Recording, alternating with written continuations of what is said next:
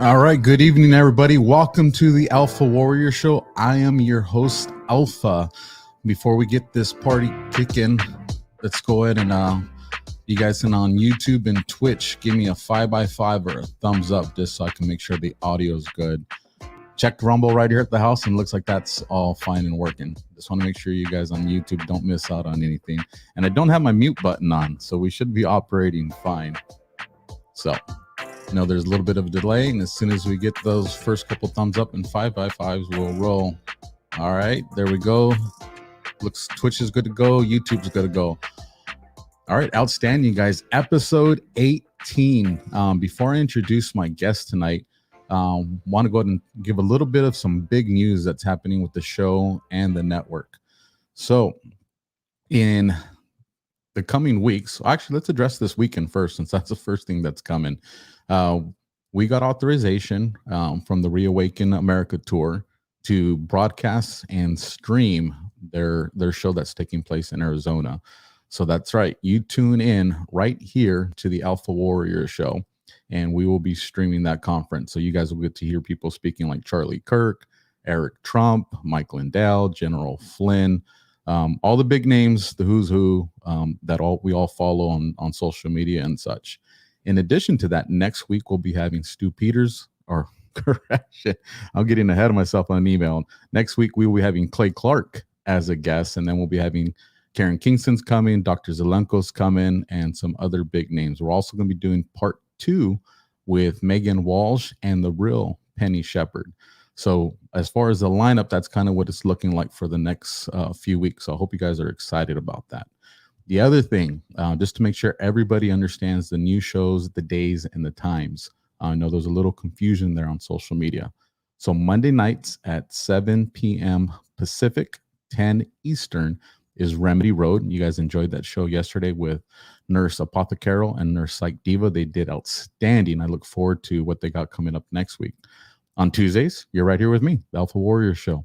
Wednesdays, you're going to have Late Night with Transnational Transplendor. That's going to be a rocking show tomorrow night. I hope everybody's got their popcorn and drinks ready for that one. And then on Thursday, we bring it home with a new perspective with your hosts, Lisa and Summer.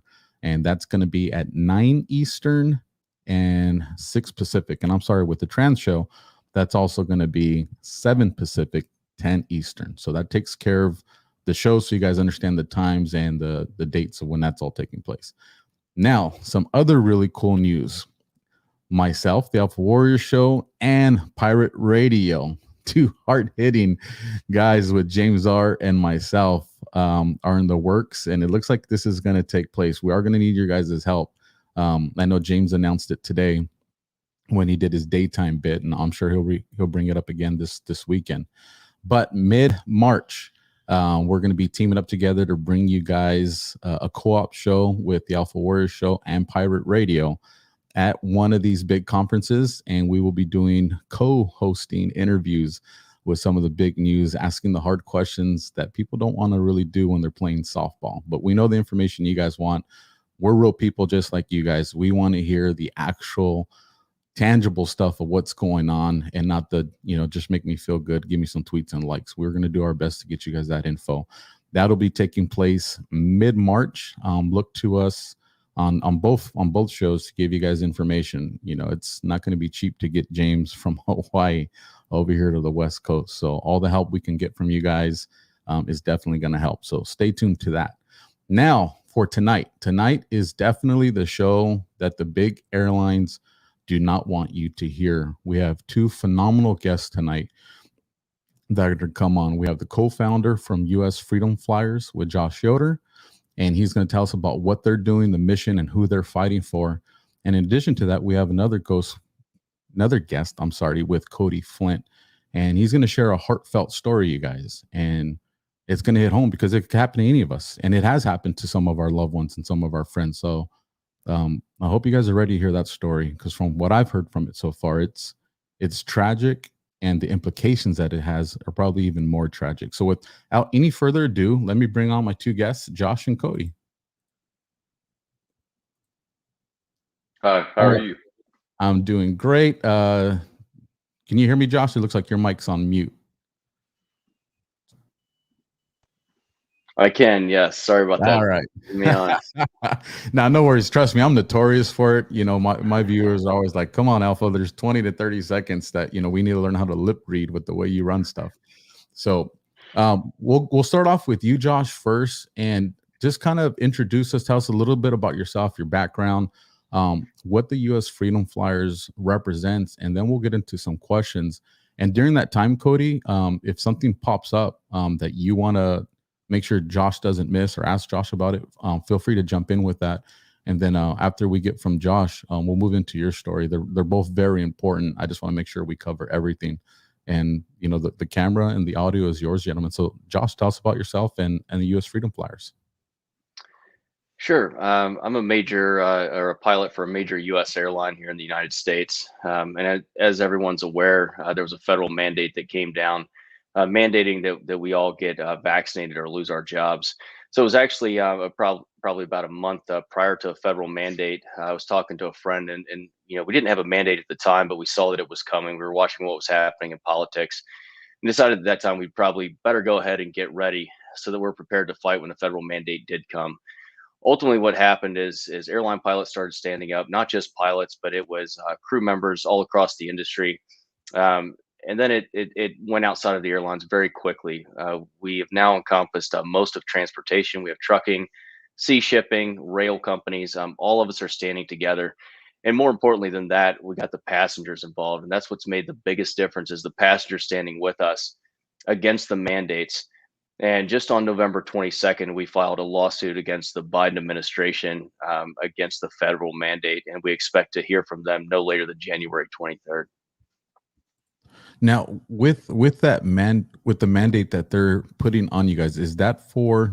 I just want to make sure I understand. Is that for pilots, or is that for all staff with the airlines? That was for all staff of the airlines. Yes, all employees. The original date that we were required to be vaccinated by or lose our jobs was November 24th.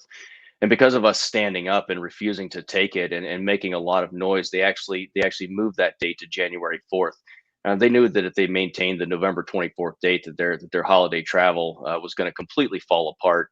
And as you saw, there was quite a few operational disruptions at Southwest, American Airlines, among others. Which was a direct result of the amount of stress that the crews were experiencing due to the mandates. Ultimately, now many of the airlines have accepted religious and medical exemptions on that January 4th cutoff. However, there are still airlines out there. We have United Airlines, Omni, which is a freight carrier, as well as Kalitta Airlines, also a freight carrier, who have been completely totalitarian, and they actually have gotten rid of those employees. So that's going to be the next fight. Once we win against the federal mandate, going against these companies, and I believe right now JetBlue is in limbo. To the best of my knowledge, they've submitted religious and medical exemptions, but have not yet really heard from the company how that's going to be handled. This is a dynamic situation. It's moving and changing every day. So we're hoping for a positive outcome there, but we're certainly not going to stop fighting. And the reason it's really important that your viewers get involved with us is what they did to us, they have every intention to do to passengers. There's a bill in the House right now. It's HR Bill 4980. And they're proposing that they lock you down where if you're unvaccinated, you can either arrive or depart a US airport. This doesn't apply to just commercial air travel. This applies to any FAA registered airport. That means if you have a farm field and that grass strip is registered with the FAA and you have a Cessna, that applies to you. Every single person that arrives or departs a U.S. airport. So it's really important right now that passengers get involved with us, help us fund our lawsuit. Go to usfreedomflyers.org and donate if you can. When you help us stop this at the employee level and take down this federal mandate, it's also going to protect you as a passenger. Now, I've reminded my viewers, because it seems to be a common rhythm that this tyrannical government is kind of playing. It always starts off with one set of people, and everybody kind of hears the story and is like, "Oh man, really? That's terrible for them." But I'm just going to try to ride this out, not realizing that the government and these mandates, these policies, they're not stopping there. That goalpost is going to keep getting moved and moved, and as it moves, it's going to start incorporating more people that didn't realize they were going to be in that. And I'm glad you brought up the bill, because us, the passengers on these planes have to realize exactly what you just said. If we don't get in the fight with you guys right now, then by the time it gets to us, they've already taken so much away and you're just trying to get ground back. And when you look at things from a tactical perspective, once you start giving it up, it's really hard to get it back. So, the link is on the ticker at the bottom of the screen, you guys. It'll also be in the description after the show. So when you share it out with other people, but you need to get in this fight with these pilots now, with US Freedom Flyers now. If you wait until it's too late, then you know what? You're part of the problem, because you're just sitting by and you're watching. One of the things I wanted to ask you too, Josh, is when we hear about all the pilots, and not just the pilots, just our population in general, they're always telling us, 70%, 80%, 90%, are vaccinated. And another thing, gentlemen, feel free to use whatever words and terms you want on the show tonight. We are a full uncensored channel. They strike us, we fight the algorithms, we have the backup channels. So, everybody watching knows we don't hold back in here. So feel free to unleash whatever you guys want to unleash tonight. No, the gloves are off. But when it comes to the pilots, I mean, what is the realistic number of how many of them are actually vaccinated? Well, that really depends. It depends on the airline. United Airlines says they're 100% vaccinated. They were probably the most totalitarian airline out of all the U.S. carriers. At American and Southwest, you're probably looking at a percentage of 70% vaccinated, somewhere in that ballpark. I would say that that's fairly average across the board. Around 30% of your pilots are unvaccinated. I think something that needs to be addressed this evening is that the coercive policies from the federal government essentially translated into coercive, policies at the airlines. And there's many of these pilots, flight attendants, and other staff members at these companies that did not want to get vaccinated, but felt coerced into doing so because they needed to put food on the table. They needed their jobs. What people aren't talking about, and that's the vaccine injuries that have occurred and the deaths, and how these policies could essentially affect you as a passenger. So I can just speak to one story specifically. There was a captain at American Airlines. His name's Will Wolf. He fell into that category. He didn't want to get vaccinated. He told his wife, he said, "Listen, I don't want to do this, but I feel like I have to because I have to be able to put food on the table for you and my family." He went out and he got the J&J shot, and not too many days later, he was dead. And this is just one story. This is one story out of the many that I hear frequently from the families. And it's not just the deaths, it's the vaccine injuries. And you're going to talk to Cody Flint tonight. He's here and he's going to tell you his story about what happened to him. Greg Pearson, he's another major airline captain that's speaking out. There's a lot more of these. Cody and Greg are just a very small sampling of the actual number of injuries that have occurred. but not everyone's willing to speak out. I mean, I understand that it's difficult, and they don't want to put a target on their backs, and I understand that. But what the flying public needs to understand is that these are not isolated incidents. And essentially, the FAA approved something that did not even have FDA approval. As a matter of fact, a federal judge in Florida a few weeks ago ruled that Comirnaty, which was the only approved vaccine on the market, not available here in the U.S., is not interchangeable with Pfizer. So, completely breaking past precedent, the FAA went ahead and approved what is nothing more than an experimental injection for pilots. This has never happened before. I can't even take benign medications like, let's say, NyQuil or Zyrtec and go fly. And yet the FAA has approved and allowed for a substance to be taken by pilots with known side effects that are listed, in Pfizer's own documents, that it's myocarditis, pericarditis, stroke, blood clot, cardiac arrest, sudden death. So what you have to ask yourself is, are these the products that I want my airline pilots taking, that are flying me around, especially when pilots are already susceptible to blood clots, specifically just due to long periods of being sedentary in high altitudes. Now, to touch on what Josh is talking about, everybody, with what the judge ruled, because I know for those that haven't watched the prior episodes and the stuff that we've touched on with some of these other doctors, understand, because you always have these fact checkers that are only using themselves as sources. So, give that as much, credibility as you want.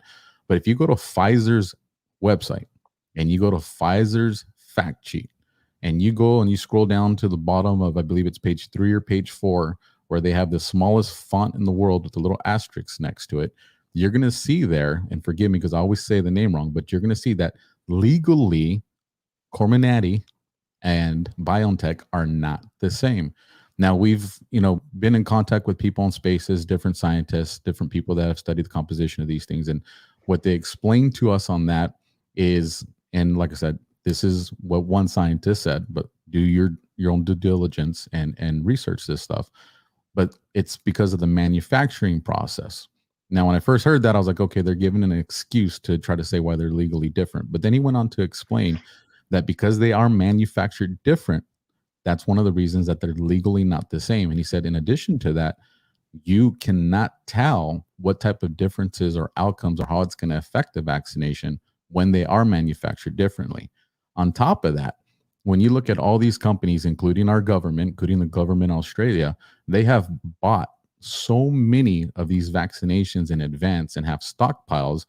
They're not just going to throw that stuff away and be like, oh, this is out, we're going to go with the new one that has the FDA approval. In addition to that, and I have challenged so many people on the left that have tried to argue this, and I've even offered a financial reward, telling them, you find me a pharmacy with a phone number and an address that I can call and verify that will offer you Comirnaty, the only FDA approved one, and I offered a financial reward. To this day, nobody's reached back to me. Why? Because it's not out there. Unless you're maybe with some of the military and special ops forces. But outside of that, for the regular American people, regular jobs, it doesn't exist. Just to add to what you were saying, Josh. The other thing, and we're going to hear, Cody's tragic story. In addition to Cody's story, when we listen to the mainstream media, and I know I'm preaching to the choir on our viewers because they don't watch mainstream media anymore. They're smarter than that. But for the ones that do, you hear these, what they call, rare adverse events. In your position with the U.S. Freedom Flyers and your direct contact with these pilots, are they as rare as it seems, or how often are you hearing these in-flight scary stories? Yeah, these adverse reactions are not nearly as rare as they're telling you they are. And Cody's going to speak to this. Greg Pearson also speaks to this. So, we all know of many people. They've been reaching out to us. This has been going on for me for months now.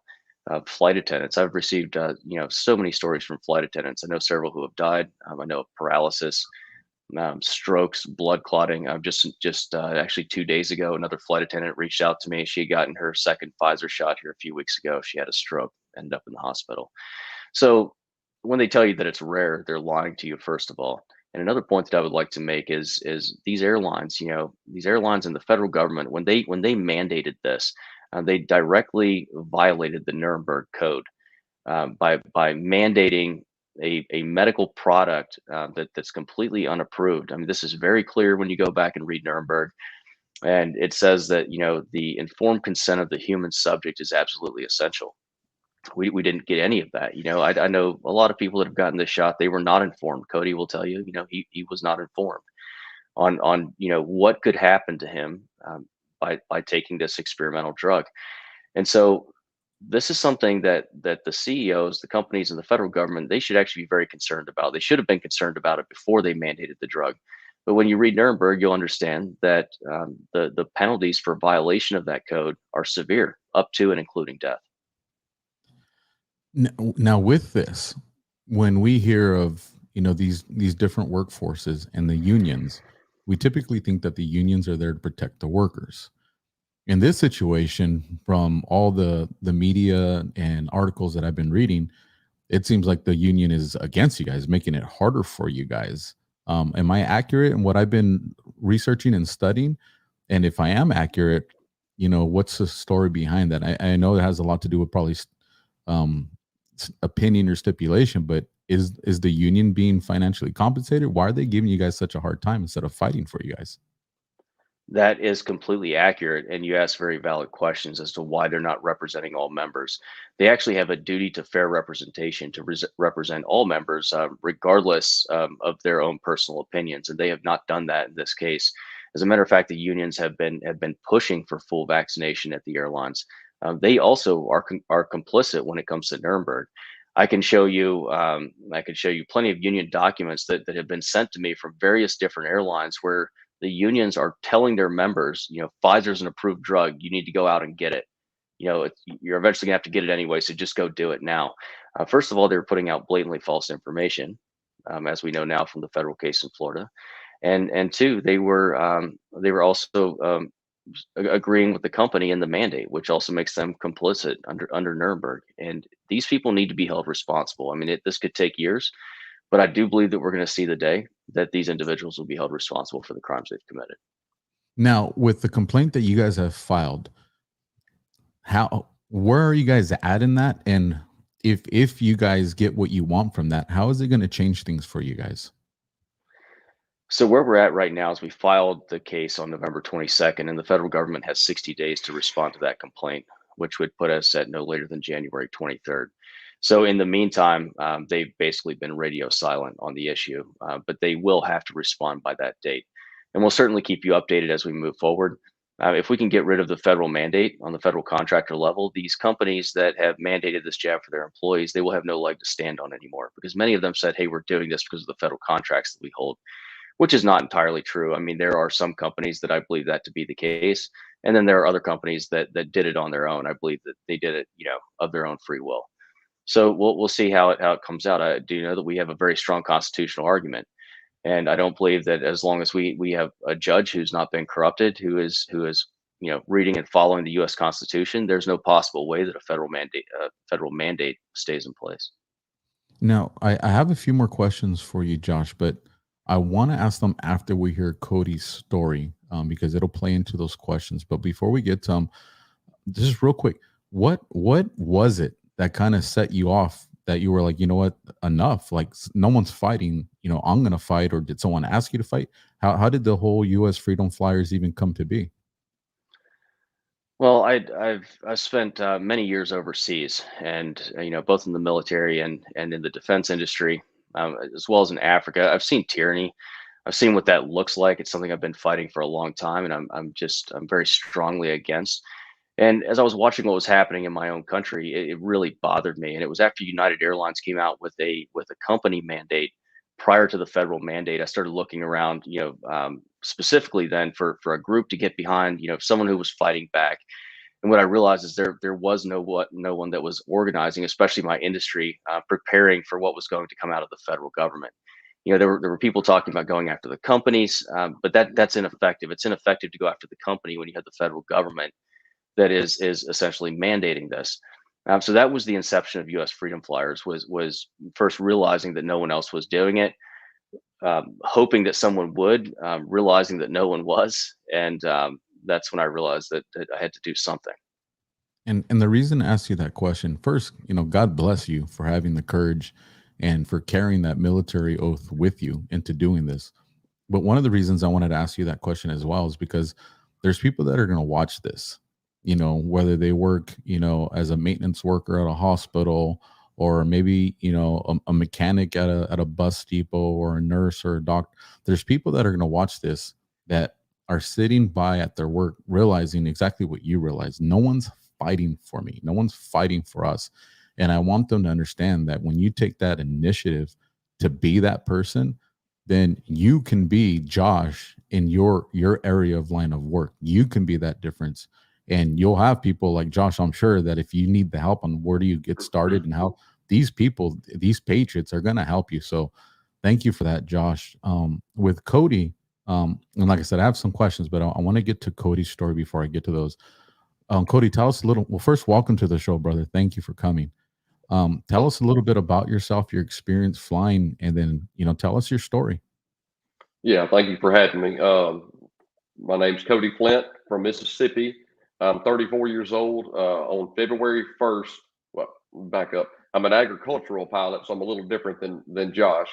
Not airlines. I use an airplane to treat crops, spraying, fertilizing. February 1st of last year, my wife and I went and got our vaccine together. First dose of Pfizer. Almost immediately developed an odd headache, kind of right in the top of my head. Over the next 24 hours, that moved down the back of my neck and really became more of like a burning sensation. Kind of made me feel like I had been drinking, kind of messed with my vision a little bit. I thought Tylenol, ibuprofen, rest, things like that would help it go away. So spent the next day after getting the vaccine doing office work, just kind of taking it easy. That second day, I had my first job of the year to do, February 3rd, my first flying job. Took off, was supposed to fly about 3 hours that day. I took off and immediately realized it was much more than a headache. I had tunnel vision. Very concerning to realize that when you're in an airplane, but I decided to try to keep my commitment to my customer, keep my promises, like I said, fly just a few hours, get the job done. I would go to my family doctor afterwards. I flew probably an hour and a half, 2 hours, headache getting worse the whole time. And I remember turning my airplane around to make another pass across the field. And I remember thinking to myself, my tunnel vision is just quickly getting worse just in the past few minutes. I get to the other end of the field. I pull up to turn my airplane around again and just boom. I mean, I've said this several times. I don't know any other way to explain it. It just felt like a bomb went off inside my head. I went from 1 second having a bad headache and tunnel vision that's progressively getting worse to the very next second slumped over in my seat. Couldn't talk, couldn't move my hands, my legs, couldn't catch my breath, nauseous, couldn't tell if the airplane was turning, going straight. I tried to land on a 4-lane highway underneath me. Too many cars were coming. Decided it wasn't right to put other people in jeopardy like that. So I flew down the side of the highway. I was about 5 miles away from our airstrip. I decided to fly down the side of the highway to get to our runway in case I did just totally go incapacitated. At least people would see me drilling into the ground and I wouldn't be by myself out in the middle of nowhere. I remember seeing our runway from probably 2 or 3 miles away. The next thing I know, our ground guys that load us they had me out on the ground and kind of just freaking out. They didn't know what to do. They told me I was unresponsive when I landed. I just sat there and was just shaking and wouldn't speak, wouldn't look at them, couldn't do anything. Don't remember landing the airplane. The grace of God and I guess muscle memory took over at that point. But so went to my family doctor, and this man has treated me since I was 2 years old. I told him, Doc, I was just vaccinated, 2 days earlier. This is what just happened. He stuck his finger up in front of my eyes and said, follow my finger. And he just immediately said, oh, well, you have horrible vertigo. And I can tell by the way you're shaking, you're having a panic attack. Prescribed me medicine for the vertigo and Xanax for the panic attacks and told me to go home. I've never had panic attacks or vertigo. Like I said, the man's treated me since I was 2 years old. So that was kind of didn't sit well with me at all. He told me I should be better 2 days later. 2 days later, I couldn't hardly walk. I had to hold on to the walls of my house. I couldn't drive. I mean, my wife had to help me walk around. So through a little research, I found a place in Louisiana called the Ear and Balance Institute. They're, in my opinion, best in the world at what they do. Dizziness issues, inner ear trouble, things like that, vertigo. They deal with a lot of pilots. Went to them February 10th, so 9 days after the vaccine. They did 2 days of diagnostic testing on me, MRI, CT scans, balance test, hearing test, spinal tap, and this MRIs showed that I had 2 perilymphatic fistulas, which are essentially it's like a lesion on the inner wall of your inner ear. So your inner ear is where you get all your balance from. I had lesions on both of my inner ears, and the fluid that moves around in your inner ear to give you your balance was leaking inward into my skull. The spinal tap showed my intracranial pressure was about 3 times higher than normal. Normal is like 8 to 12. Mine was right around 30. So my doctors explained it's not completely out of the ordinary for someone to get a perilymphatic fistula for one reason or another, but that's just one. For it to happen to both ears simultaneously, that's only going to come from a major head trauma, something that causes your intracranial pressure to just skyrocket quickly. And that burning and everything, that when I described that to them, they said that burning in the back of my neck was most likely my brain stem swelling and just pressing against things, spine, base of my skull, stuff like that. And that's why it was so painful and why I was having a hard time controlling my actions and, just functioning the way that I'm supposed to. That's what led to the tunnel vision. Your optic nerves are, fed from your spinal cord. So the pressure goes up. That's you're destroying your optic nerves at that point, damaging your eyesight. March 25th, I had surgery on my left inner ear to patch the holes in the fistulas. You got to do bed rest for 6 weeks. Can't pick up 10 pounds. Can't blow your nose. Things like that. Hard to do. I have 2 kids, an 8-year-old and a 4-year-old. That's kind of hard to explain to a 4-year-old while I have to, can't pick you up for 6 weeks. So got through that 6 weeks. 2 weeks later, after the end of that 6 weeks, June 3rd, I went and had my second surgery on my right inner ear. Start the 6 weeks over. Just kind of tried to tough it out, through all of that, through the summer. Actually, laying in bed 2 days after one of my surgeries and saw Josh on Fox News and thought to myself, I need to talk to that guy. That he's doing what it takes to hold somebody accountable, like, and here we are. So it's a small world, but first week of December, I've always known I was going to have a hard time renewing my medical. Every pilot's got to renew their flight physical, their medical every year. I got my last one 10 days before I was vaccinated. I've done it every year since I was 17 years old. So I've got 17 years in a row that show I'm perfectly healthy. January 19th, 2021, I got my last flight physical. I went December of this past year to try to start that process. I talked to aviation attorneys. I knew that I had a pretty tough battle in front of me to try to renew that physical after everything that's happened. The doctor that's given me my last 10 medicals looked through my surgery records and things like that, and in 30 seconds, he said, more than likely you'll never get your flight physical again. If you do, it'll be years down the road. So that's a hard thing to take. That was gut punch. Yeah, this is not just a job. This is, your career. This is something that's a part of you, who you are. I did law enforcement 14 years, and I understand what it's like when something's taken from you before you're ready to let it go. That's very hard to swallow and live with. Yeah, I was in the prime of my life. I mean, I was supposed to take over the business where I've worked since I was 19 years old. I was supposed to take it over this winter. Just destroyed my career, my plans. I mean, even trickled down to destroying my boss's retirement. So this has far-reaching effects on many more people than just the one that suffered the injuries. Well, your story, especially happening in a flight, it's a testament to, I mean, your skill. I mean, you know, I know you attribute it to muscle memory and, but you know, I mean, me listening to that, I mean, that's skill for you to have all that going on, still look at the safety of the motorist, still know that, hey, I need to put myself in a position where I'm not alone. Like, I mean, that just shows how remarkable of a pilot you are. And I'm sure that just makes it even all that much harder to have that taken from you. And so for those that are listening, Cody, you weren't against the vaccination, correct? No, that's kind of what puts me in a little different spot than most people. I voluntarily got it. You can't call me an anti-vaxxer. You know, I thought I was going to do what it took to protect myself, protect others around me, put all this behind us. In hindsight, I was naive and gullible. I didn't do the research that I should have done before putting something experimental into my body. I had never been done seriously wrong by the federal government before then. Naive and gullible. Signed myself up for it, got it, and I'll pay for that decision for the rest of my life.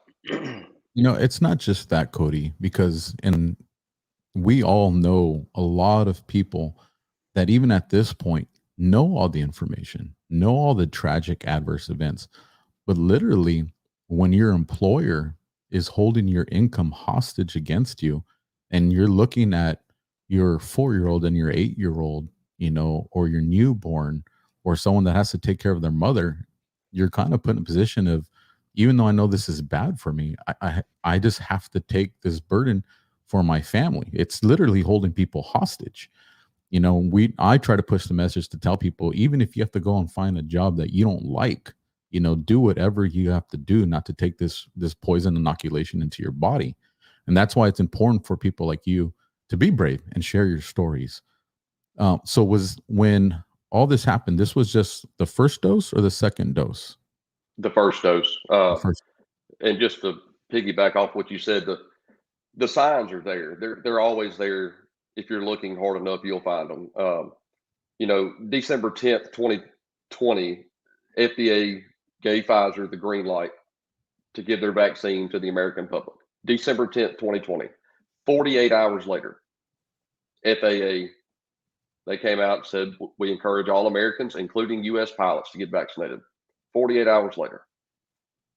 In hindsight, that was so telling, that timeline, because, you know, Pfizer, what was their clinical trial? 30 some odd thousand people to show FDA that it was going to be fine for emergency use authorization. It was going to be safe. No consideration to pilots, no consideration to skyscraper workers, underwater welders, truck drivers, you know, people that work in extreme environments, you know, different situations, no consideration whatsoever given in those clinical trials. That tells you all you need to know as far as the safety for pilots and where the FAA's motive was on that. They had there's no study, no research that existed at that time, and to my knowledge still does not exist, that showed them this is safe for these pilots. The risk, the reward, the benefit outweighs the risk for this. COVID, to my knowledge, has never incapacitated a pilot within minutes while flying an airplane. The vaccine has. I promise you it has. I know it all too well. So, you know, you got to ask yourself, how are they able, why did they make that decision? Where did the pressure come from? From Washington? Were they told just to get in line, you know, toe the line or else? Because it surely was not based in science, as you know, they want to push that down your throat every time they get a chance. It was not based in evidence or anything like that. No, when you compare their clinical trials to other clinical trials over the last, you know, 2 decades or 3 decades, it's even a joke to call what they did a clinical trial. I mean, it's embarrassing, and the fact is there's full blown censorship to make sure people don't get that information out there.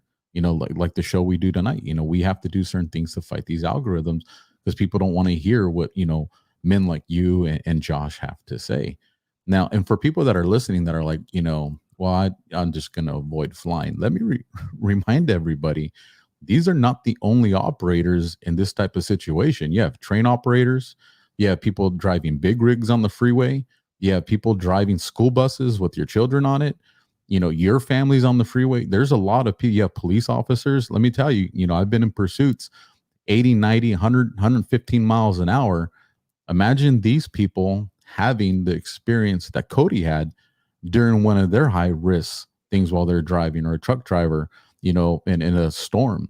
Look at all the people that are at risk. So understand that we're hearing the story of a pilot tonight, but this is not just isolated to pilots. This is everybody that's controlling any type of machinery that can affect other people. Now, Josh, let me ask you a question. When we hear a story like Cody's, and people say, well, stuff, have you ever, prior to, this year or the last year and a half, how often would you hear a pilot share a story like this? It's very rare. It's not that it has never happened before, but the stories that are coming out now are frequent. This is no longer something that you rarely hear about. I mean, I can rarely go through a day without having someone call me. Either it happened to them, they know someone that it happened to. It's unconscionable what's happening. And really, to bring some more light on to what Cody said about the FAA, you have to understand that they're essentially a self-regulating agency, right? So they create these federal aviation regulations, and their systems and processes that they're required to go through. Things that they have to, their own rules that they have to adhere to before, let's say, they approve a new medication. We know that did not happen in the couple of days, that it took for this to come out from the FDA and then for the FAA to approve it. So what I'm suggesting is that the FAA violated their own internal rulemaking process, completely skipped it altogether. And now we're seeing severe consequences that, as Greg Pearson will tell you, is putting the safety at risk. And Greg Pearson is a major airline captain. He has said publicly that, he said, if I had the adverse reaction that I had, when I was in a critical phase of flight, landing my aircraft, there's a high probability that there would have been fatalities.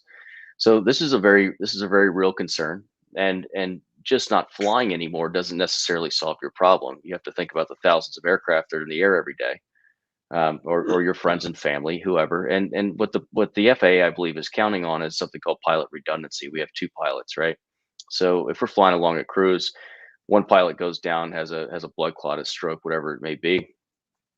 Most likely it's going to be okay. The other pilot takes over, lands the aircraft, declares emergency. But where this becomes especially critical is during something that we call critical phases of flight. So landing or takeoff near to the ground, where you have the flying pilot that's flying. And in the case of Will Wolf, the onset of his symptoms was something called a tonic-clonic seizure, which is a violent seizure where your muscles stiffen very rapidly. So in that case, if you're flying along your 200 feet above the runway, and Will Wolf were to experience that adverse reaction at that point, you're talking about potentially driving the nose of the aircraft into the ground, and it's game over for everyone. I mean, you're probably not going to recover from that, and nearly a 100% chance. So this is what people have to be aware of, and they should be shocked and they should be outraged. And if this is something that bothers you, you should probably Google the FAA's reporting email, and you should send them an email. You should call them and say, "Hey, I disagree with this. What are you doing about it now?" What people have to understand is the damage has been done. 70% of pilots have been vaccinated. So now, what is the FAA going to do to ensure the flying public's safety? Is that a battery of medical tests to rule out all these adverse side effects that are listed on Pfizer's own website? These are the questions that need to be asked now. I'm not sure if you're familiar with Lee Dundas. She's a human rights attorney out of California, and she came out with an FAA letter that's actually signed by Cody Flint, as well as several other attorneys. We have Dr. McCullough, who's a world-renowned cardiologist, Dr. Teresa Long, who's an Army flight surgeon, Lieutenant Colonel Chambers, who's an Army flight surgeon, I believe Dr. Ryan Cole, and potentially one other. These people are experts in their field, and they've said in that letter that all vaccinated pilots should be grounded until such a time as they can go through a specific battery of tests checking for blood clotting, myocarditis, pericarditis, and cardiac tissue damage. And I believe that's what the FAA is up against now. I'm sure they're having uncomfortable conversations surrounding this issue. That letter was sent to the FAA, and I don't know what the best course of action is, but I do believe there does need to be action from the FAA to ensure the safety of the flying public. That is, in fact, their charter. Now, there's a couple of things I want to unpack right there, Josh, and Lee Dundas, freaking phenomenal. I was able to meet her through Scott McKay, and some things like that. So that's another hard fighter. Um, so one of the things I want to talk about, and it was a few moments ago when you brought it up, with the backup pilots, because all of us, we don't know all the strategic, workup to how that takes place, but we figure the backup pilot is there for when something like that happens. And I know perception is really weighs on people's minds, especially when it comes to confidence. How is this affecting pilots in the industry right now, where you're flying, and if you happen to know, your co-pilot or your captain's vaccination status, and that they've taken the jab, is this affecting partners' confidence in each other? Are people, what is it like behind the scenes when it comes to that we don't get to see? Well, it's interesting. I don't typically have these conversations with too many people. As for myself, I mean, I certainly pay attention. I mean, knowing what I know now, it's something that it's just another thing that I've become acutely aware of. I know these things are happening. So when I'm flying and I'm flying with a vaccinated pilot, I'm not afraid of them. But at the same time, I'm also aware of the adverse reactions, that I'm hearing about, and I realize that it is something that could potentially go wrong. It's just one more thing that's added to a list of many things that could go wrong, and that's where the FAA, I believe, has really dropped the ball in this whole thing. They've been so, and rightly so focused on safety for so many years, and have, they actually have a long history of safety, and that's a good thing. But unfortunately, you saw kind of the unraveling of this started with the 737 Max, where an aircraft was approved that should have never been approved, and ultimately ended up taking the lives of nearly 400 people. And now, only a few years later, here we are with this vaccine issue, and once again they've dropped the ball. I believe that if the FAA wants to maintain its reputation, they need to come out and they need to take action and at least do something, even if that means medically recertifying vaccinated pilots. Now, with that, and I know this is along the same lines, but something different with the mask. Now, all the times that I've flown, I would say not every time, but the majority of the time, you always have, one, if not two of the pilots that are right there kind of seeing everybody as they board onto the plane. Now, I always see things from a military perspective or a law enforcement perspective, a tactical type of look to things. And now when you have all these passengers coming on and they have masks on their face, I would feel, in my opinion, and this I want to get your take on it. I'm assuming that pilots, when they're doing that, not only are you trying to greet the passengers, but you're looking, because you can recognize things out of the ordinary, and facial looks or grimaces, there's something to be said when you make eye contact with someone, especially with someone that probably means trouble, or maybe he's intoxicated. Maybe it don't mean something nefarious, but they're intoxicated.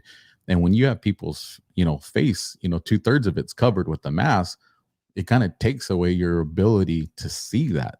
I mean, is there any truth to that, or is this, am I way out of bounds on this one?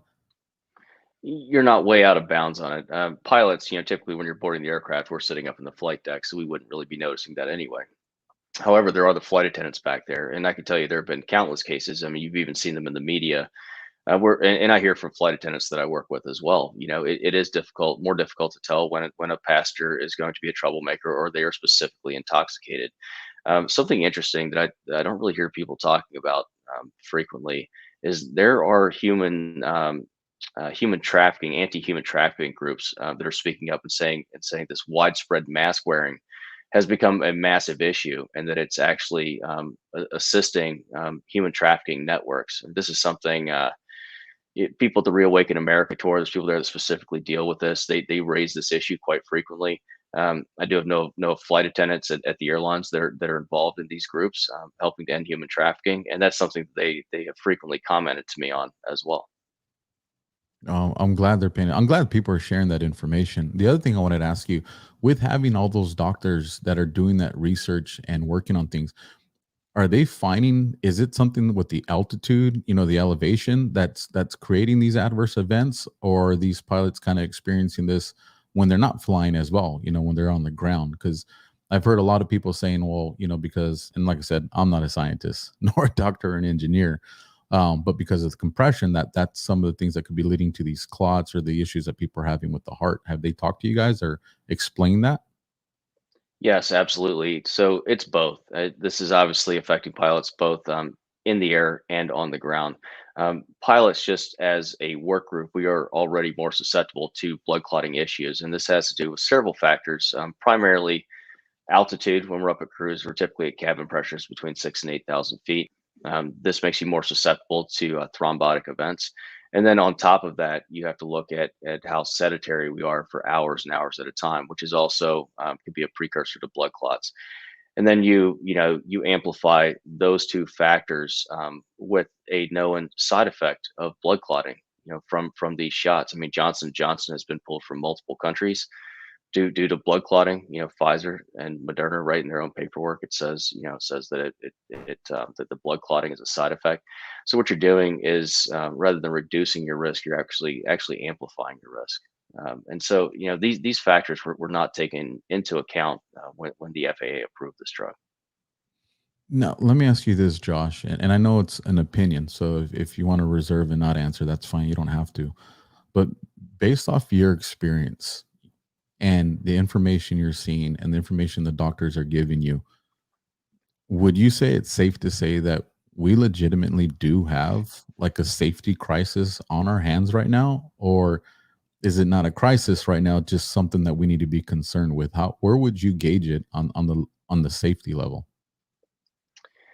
I don't know that we've hit crisis level yet. And once again, I'm going to defer to the words of Dr. McCullough and Dr. Teresa Long. Actually, I think we have kind of hit a crisis level, but I do know that these adverse reactions and deaths have been covered up by the airlines, the unions, and the FAA. They're not telling you the truth. So yeah, I mean that in and of itself is a crisis when they're not being honest about what's going on.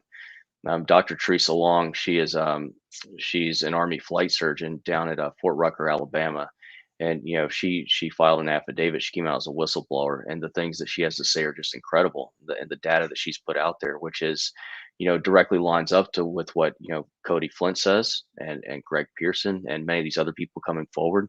These people aren't amateurs. They're whistleblowers. They're medical doctors, flight surgeons. They're coming out and they're raising the alarm. And Dr. McCullough, I had dinner with him a few weeks ago, and he was telling me about all the thrombotic events that he's seeing that are related to the vaccine, and he very strongly believes that vaccinated pilots should have to go through these battery of tests, to ensure that they don't have these side effects that are listed on the documents from Pfizer. Now, can you share with us some of those tests? And are those tests that anybody that's vaccinated may want to consider to identify potential problems they may be having or could have? Absolutely. Yeah. And so let me just back up really quick. Like Cody said, we go for a flight physical every year. Over the age of 40, you go twice a year. But once a year, a pilot gets something called an EKG, and it's a heart test. And what it's doing is checking for the electrical rhythm of the heart. And Dr. McCullough makes the case. He says, there's a lot of things. You can have a lot of cardiac events going on that are not going to be caught by an EKG. One of those is if you have microclotting. So they're asking for these pilots to be given D-dimer tests, which check for microclotting before it becomes a larger blood clot and a larger issue. Something else they were asking for, I believe, was a troponin test, checking for elevated troponin levels, which essentially indicates, I believe, like cardiac tissue damage that has already happened or inflammation. So this would be a way to catch myocarditis and pericarditis. Which, if you have myocarditis, my understanding is that the life expectancy for 50% of people diagnosed with myocarditis that go untreated are looking, it's like a 50% fatality rate, I believe, within 2 to 5 years. So it's actually, while a pilot may not realize that they're experiencing an adverse, like something like myocarditis, they may have some light chest pain or something like that. It's essentially heart inflammation. But if you allow this to go without treatment, it can and will become fatal, most likely, in a few years. So it's really important that they look into this. And I think they were also asking for cardiac MRIs, once again, checking for cardiac tissue damage.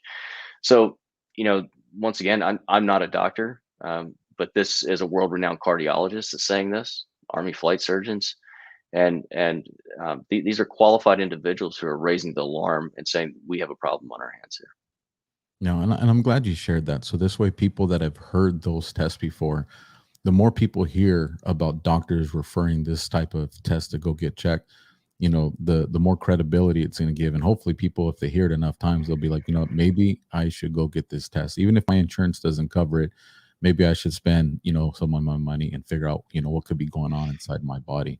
Because one of my worries, and I believe the vast majority of professionals are that professional, but one of my worries is like in Cody's case, and thank God for people that have, you know, the responsibility to understand, what this potentially can do and the harm it could bring people.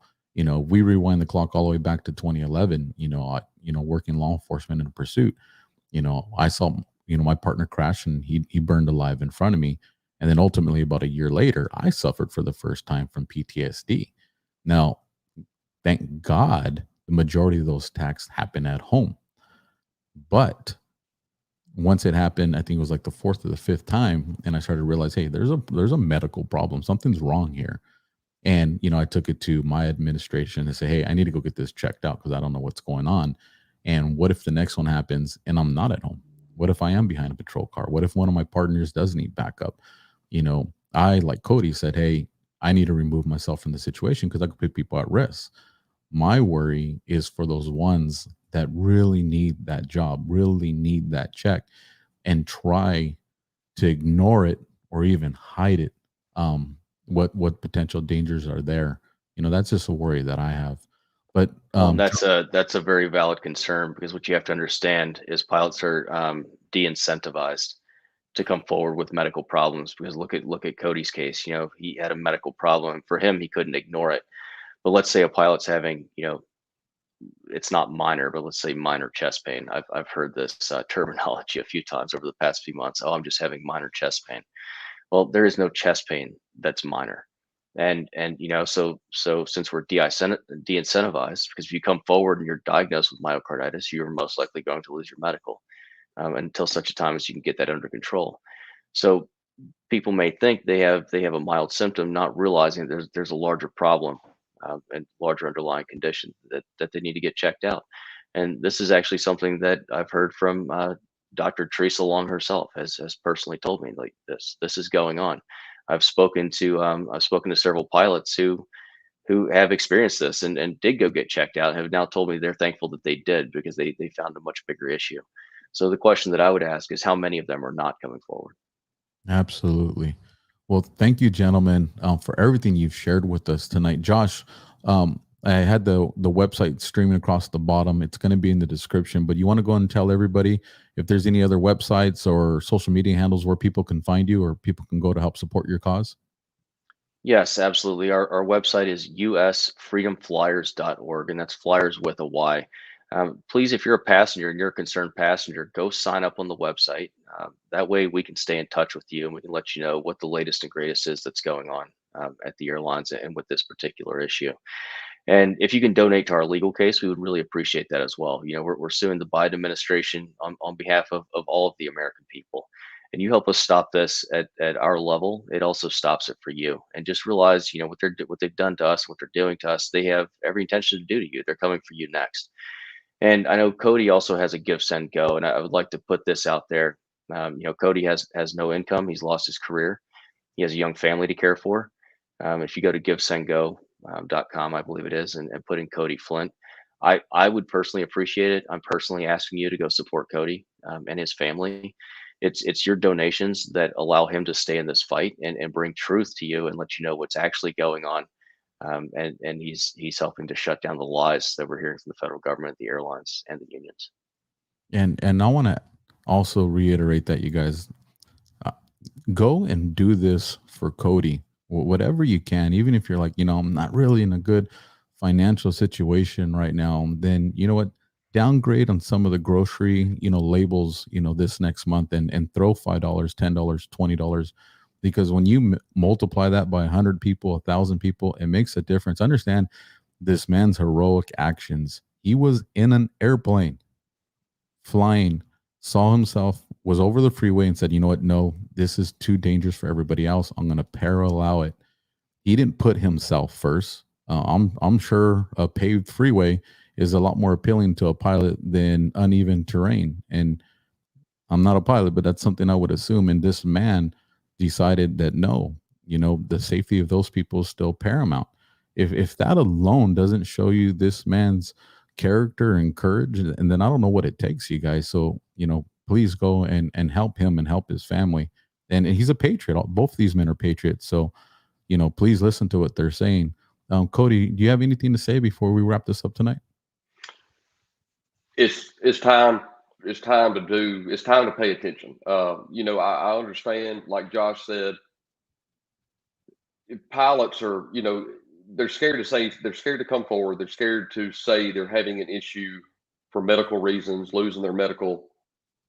It's too late for that. It's beyond that. It's time to do the right thing and do what you have to do. And I'm not just pilots, it's everybody. Don't let a boss or a job or a paycheck decide what goes into your body. That's your choice.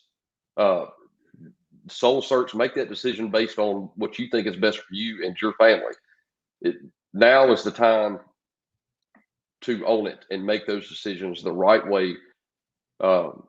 Consequences be damned with that. It is your choice. I'm in the process of losing everything I have. I'm still alive. We'll get over it. I'll pick up the pieces. I will move on. Everything is temporary when it comes to material things. I tell my wife every day when we wake up, we have 2 beautiful, healthy kids that are in a great school. People have survived a lot worse.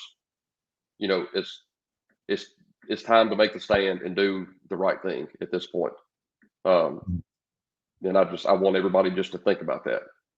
Well, that's how history is going to look back on men like you, men that were prepared to sacrifice everything for a cause greater than themselves. And I know God's going to take care of you for that as well. Cody, what's your give, send, go? If you want to let everybody know, and then you can just message me it later as well, and I'll include it in the description so people can find it. But what is it?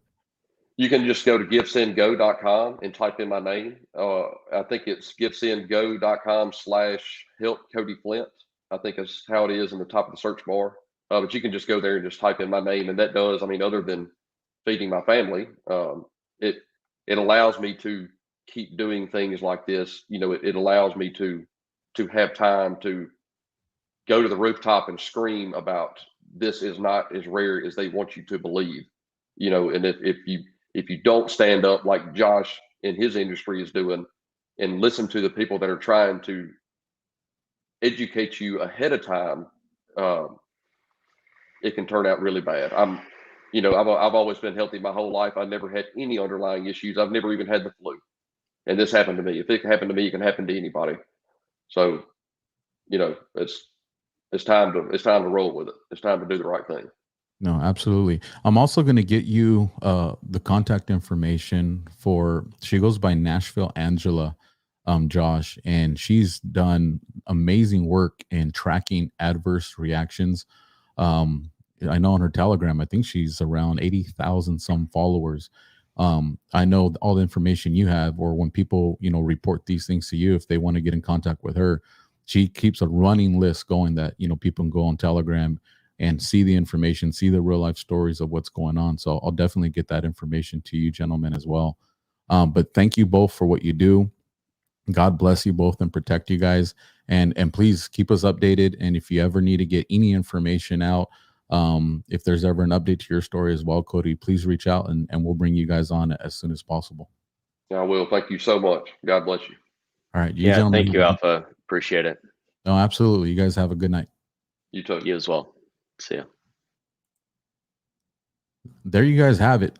2 awesome patriots. These men need your support. They gave you the links, they gave you the information. Go to Josh's website, sign up for that email. These men are putting a lot on the line. So whatever you guys can do to help that, please do it. And then once again, like I said, I know there's a lot of stories out there, and there's a lot of people in need financially, but sometimes we got to sacrifice, you guys, even when we don't have a lot, so do whatever you can to help Cody. I know that struggle is hard. So with that, I'll wrap us up with a prayer, and I will definitely catch you guys next week. So Tuesday for my show, 7 p.m. Pacific, 10 p.m. Eastern. So with that, we'll close with the prayer, you guys. Father, I ask that you put your healing hands around Cody. No matter what doctors say, no matter what scientists say, no one can challenge what you're capable of doing and the miracles that you can do in everybody's lives. So I ask that you heal them. And as hard as they say, as impossible as they may say, if it is in your plan for him to continue to be a pilot, I know that you can make that possible, Lord. You and only you. So I ask that you also keep Josh safe and protected so that he can carry on in this mission. He's in the trenches of this fight, and that exposes him to a lot of dangers and a lot of evil. So please, Father, keep your hand on his shoulder. Let him know that your presence is there in his fight. I also ask that you watch over all the pilots and crews across the skies in this entire world and enable them to do their job the right way, so that they can keep all of our friends and family and our military people and everybody that's in the skies safe. There's a lot going on, Father, and it seems like week after week we hear more hurdles and more trials and more tribulations, and it seems like it's just an impossibility and like it's all falling apart. But I know it's getting into that storm is where we find what you truly want to make us for. So I ask that you help us to recognize what you want us to do, and that we do it according to your will and not our own. And we pray and we ask all this in your son Jesus' name. Amen. Thank you guys for joining. This is episode 18, you guys. It's only been possible because of you guys, the viewers. Truly grateful for all of you. The links are there. Whatever you guys can do to help. But if not, we'll catch you next week. And remember, tomorrow night at 8 o'clock Pacific, 11 o'clock Eastern, you will have the Transnational show with Trans Splendor, and he's in a rocket, you guys. So have a good week.